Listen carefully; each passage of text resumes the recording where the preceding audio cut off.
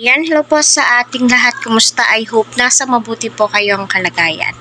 Sa muli nga pong pagkikita ni Eds at saka ni Viancy ay grabe po talaga yung kilig.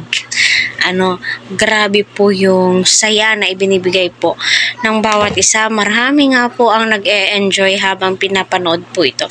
Lalong-lalo na ako, nung time na si Eds na yung pumipili ng damit ni Viancy, kung ano yung susuotin, and especially, nilibre pa ni Eds si Viancy, ng isang damit nagkakahalagang 3,000. Halaka. So napakaswerte ni Viancy. At kita naman po natin, na tinititigan ni Viancy itong si Edu. My God, kinikilig po ako. So, bagay na bagay po talaga sila. 'Di ba?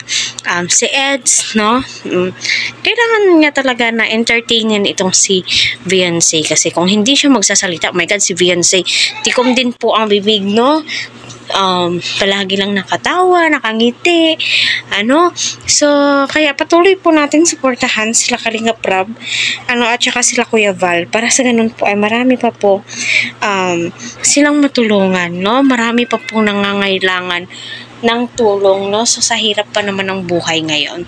So abangan po natin, kung ano po yung magiging ganap sa birthday ni Carla, kasi yung mga binili po nila Viancy at saka ni Eds, ay para sa gaganaping birthday ni Carla. Pinaghandaan po talaga nila.